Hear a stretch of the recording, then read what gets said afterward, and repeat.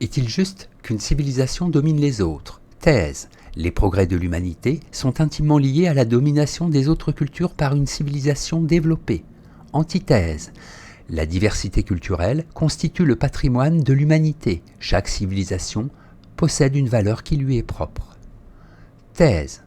Il est juste qu'une civilisation domine les autres. En effet, chaque grande période de l'histoire est marquée par la domination d'une civilisation sur les autres.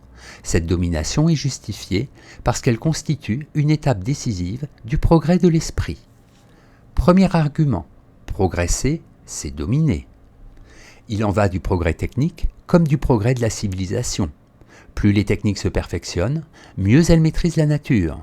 Le mouvement civilisateur qui caractérise l'histoire humaine a pour moteur la domination d'une civilisation développée sur les autres. Les autres cultures, à leur tour, peuvent favoriser en imposant leurs valeurs l'essor culturel de certains peuples incapables par eux-mêmes de développer leur propre richesse. Deuxième argument. Ce sont les progrès de l'esprit qui font l'histoire. Hegel pense que chaque grande période de l'histoire correspond à une étape du développement de la vie de l'esprit.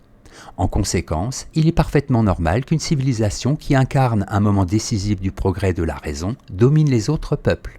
Athènes a dominé le bassin méditerranéen, Rome a dominé Athènes, aujourd'hui c'est l'Occident qui domine le monde. Troisième argument, dominer c'est aussi éclairer les esprits. Le siècle des Lumières est le siècle du progrès technique, scientifique, politique et moral. Il a découvert la liberté, l'égalité, la tolérance, la richesse matérielle, le respect de la personne.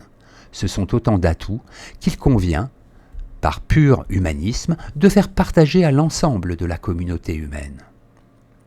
En bref, il est juste qu'une civilisation domine les autres, dans la mesure où elle leur enseigne ce qu'elle a appris. Cette domination n'est autre que celle du maître sur l'élève. C'est ainsi que progresse l'esprit. Antithèse. Il n'est pas juste qu'une civilisation domine les autres. En effet, toute domination, politique, militaire, culturelle, économique, constitue une forme d'impérialisme inacceptable. La grandeur de l'humanité tient au respect des personnes et des diversités culturelles. Premier argument. Chaque civilisation possède une valeur qui lui est propre.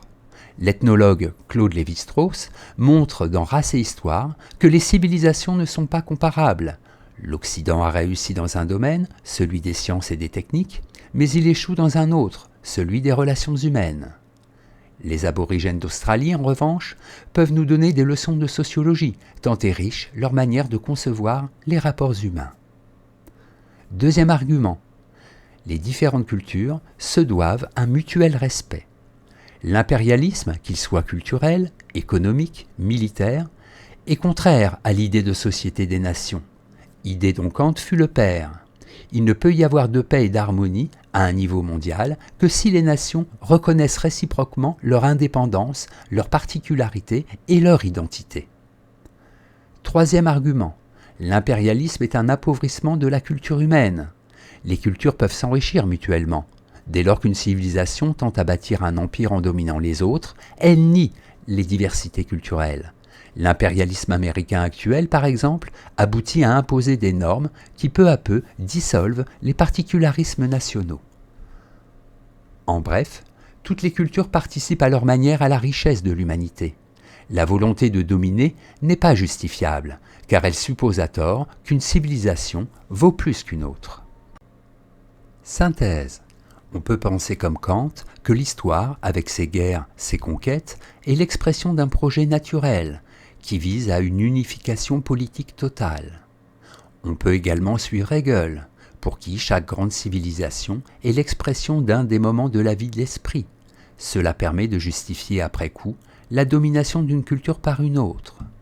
Toutefois, l'histoire de ces 2 derniers siècles, qui est avant tout l'histoire de l'impérialisme européen, lequel a été la cause de guerres d'une cruauté sans précédent, n'invite guère à l'optimisme. L'idée selon laquelle l'Europe devait éveiller le reste du monde est une idée qui remonte au XVIIIe siècle. Depuis, on ne cesse de s'interroger sur la valeur du progrès, et l'on se montre bien plus prudent concernant la prétendue supériorité de la civilisation occidentale. Notes et commentaires. Société des Nations. Kant entend par société des nations l'union des volontés de chaque État. Grâce à cette union, chacun, y compris le plus petit État, pourrait attendre la garantie de sa sécurité, de ses droits. Idée d'une histoire universelle d'un point de vue cosmopolitique. Civilisation.